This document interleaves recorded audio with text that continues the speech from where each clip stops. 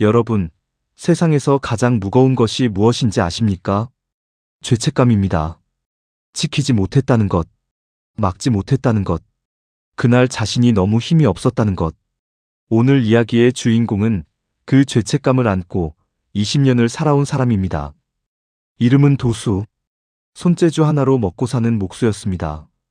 그에게는 딸이 하나 있었습니다. 이름은 나리. 8살이었습니다. 어느 날 빚쟁이가 들이닥쳤습니다. 그리고 쌀 한 가마니에 그 아이를 데려갔습니다. 도수는 막지 못했습니다. 그날부터 도수는 딸을 찾아 길을 나섰습니다. 산을 넘었습니다.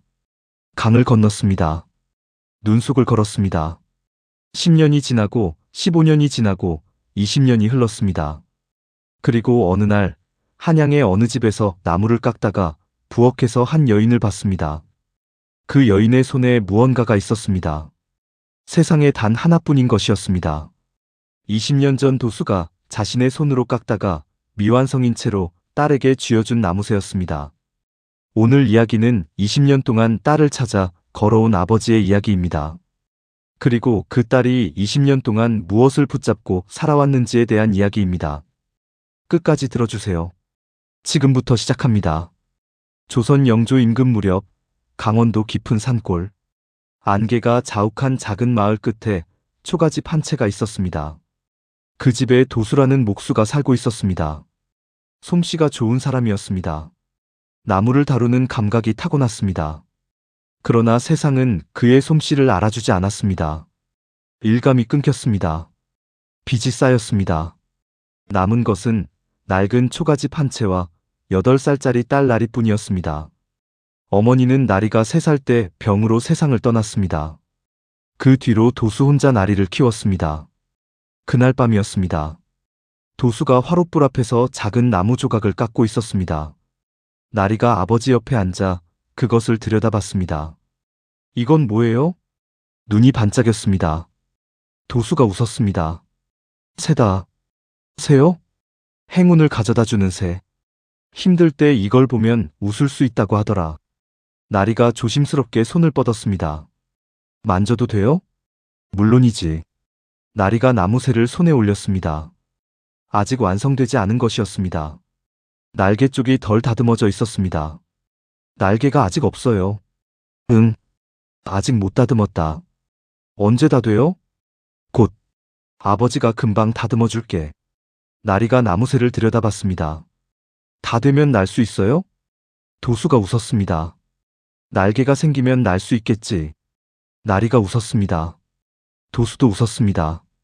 그날 밤이 따뜻했습니다. 도수는 나리가 잠든 것을 확인하고 다시 나무새를 들었습니다. 내일은 날개를 다듬어야겠다 생각했습니다. 그리고 읍내에 나가 일감을 알아봐야겠다 생각했습니다. 그러나 내일은 오지 않았습니다. 다음 날 새벽이었습니다. 대문이 부서지는 소리가 났습니다. 도수가 잠에서 깼습니다. 나리도 놀라서 일어났습니다. 사내들이 마당으로 들이닥쳤습니다. 앞에는 고리대 금업자 장대근이 서 있었습니다. 도수, 기한이 지났다. 도수가 마당으로 나왔습니다. 조금만 더 시간을 주시오. 읍내에 나가 일감을 알아보면. 몇 번째 같은 소리냐? 장대근이 마당을 둘러봤습니다. 집 안을 봤습니다. 팔 것이 없었습니다. 집도 빚담보로 이미 맡겨진 것이었습니다. 그 시선이 나리에게 멈췄습니다. 방문 앞에 서 있는 8살짜리 아이. 장대근이 말했습니다. 저 아이. 도수의 몸이 굳었습니다.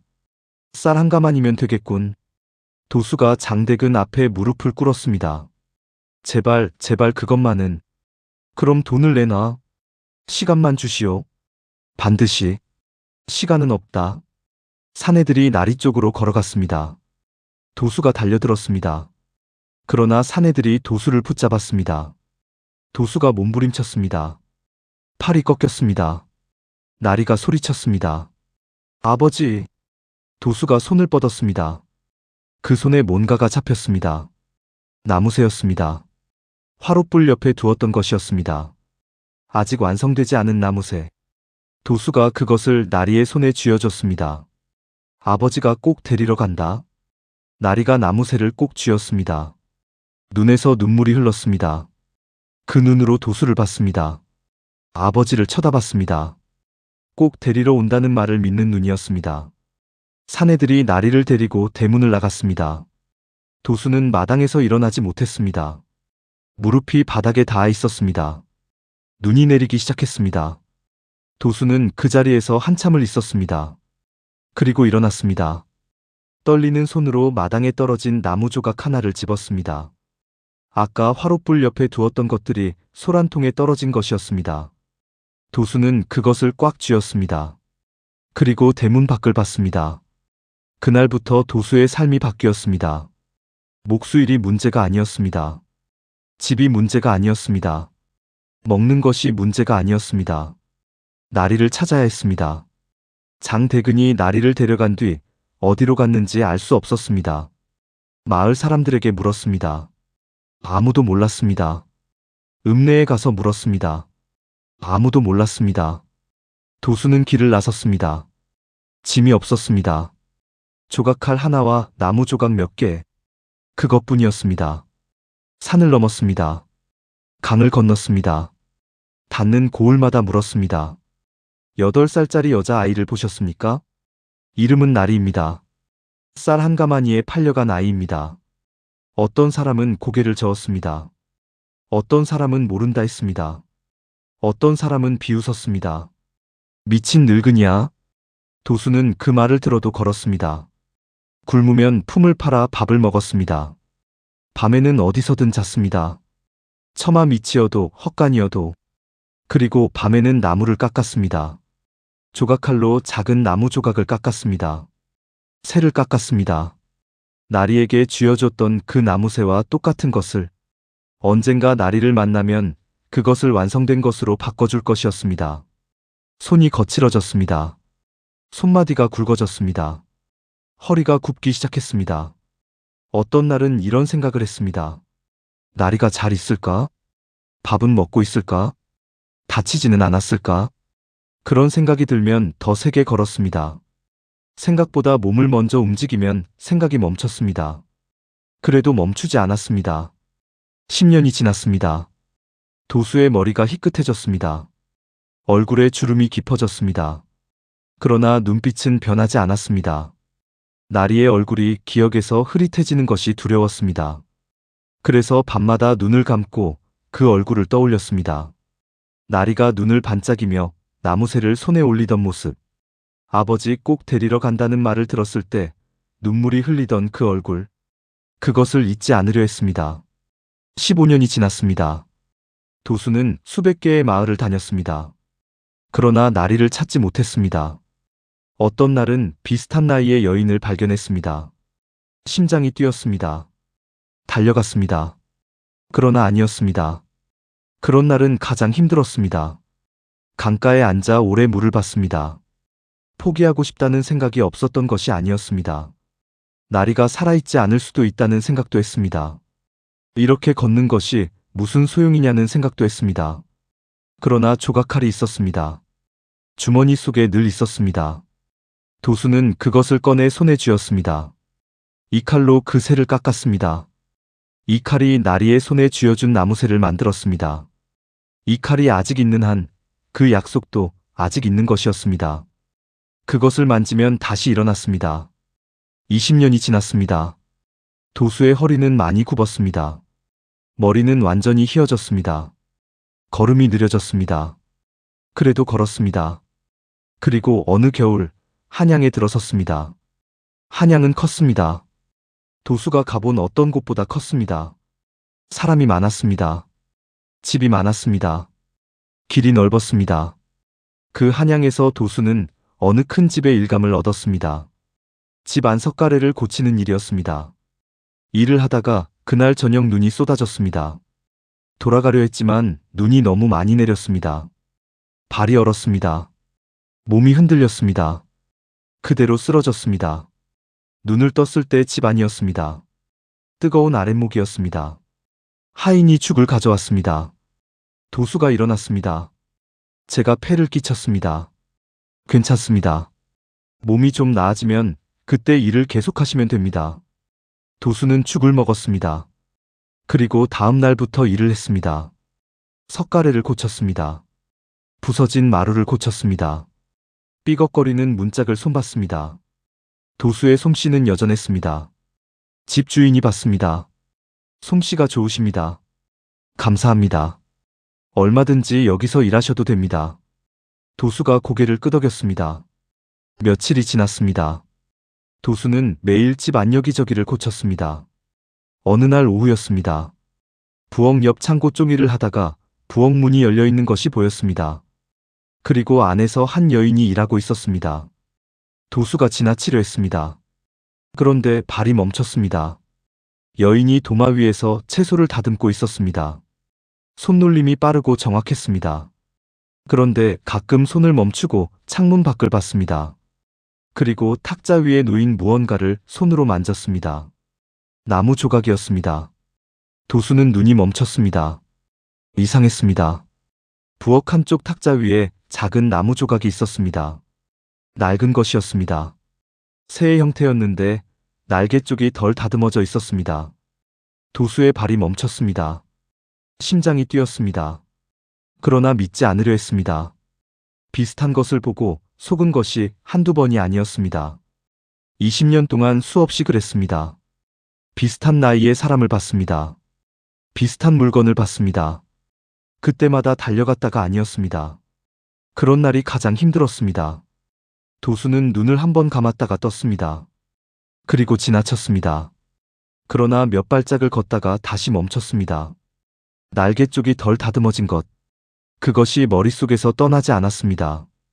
자신이 만들다가 멈춘 것이 날개 쪽이었습니다. 나리에게 쥐어줄 때 완성되지 않은 채로 줬습니다. 날개가 덜 됐습니다. 도수가 돌아섰습니다.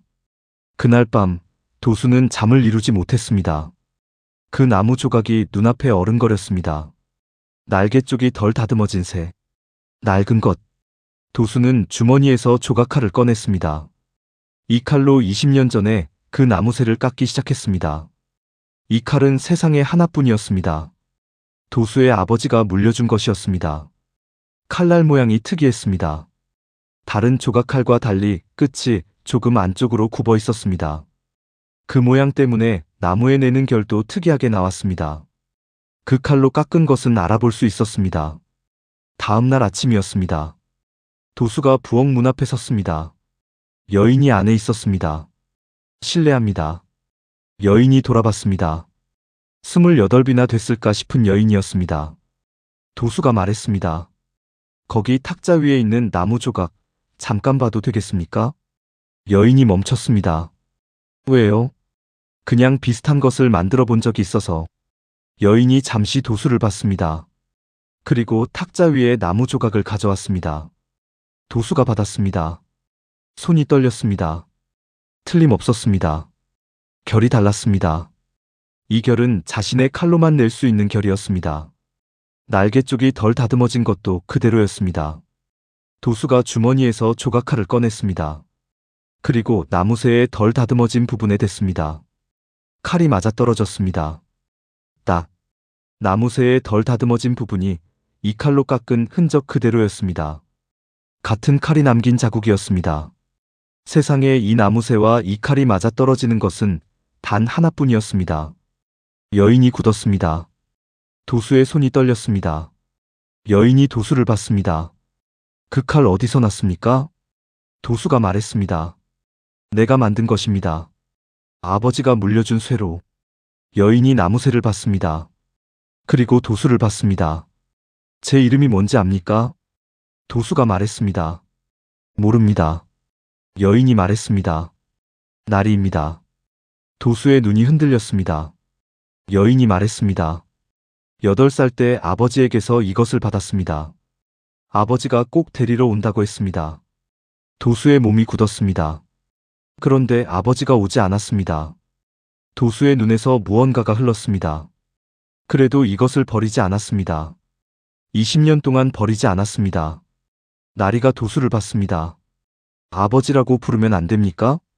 도수가 무릎을 꿇었습니다. 미안하다. 목소리가 떨렸습니다. 너를 못 지켜서. 나리가 고개를 저었습니다. 아니야. 그리고 도수를 끌어안았습니다. 나버린 거 아니었구나. 두 사람은 그 자리에서 오래 울었습니다. 부엌 창문으로 햇살이 들어왔습니다. 다음 날 아침이었습니다. 집 주인이 나타났습니다. 도수와 나리가 굳었습니다. 나리는 이 집에서 일하고 있었습니다. 20년 전 팔려간 뒤 여러 곳을 돌다가 이 집에 오게 된 것이었습니다. 이 집에서만 10년을 있었습니다. 집 주인이 두 사람을 봤습니다. 나이가 있는 분이었습니다. 머리가 휘어져 있었습니다. 무슨 일인지 들었습니다. 그가 조용히 안으로 들어갔습니다. 그리고 잠시 뒤 종이 한 장을 들고 나왔습니다. 나리와 관련된 문서였습니다.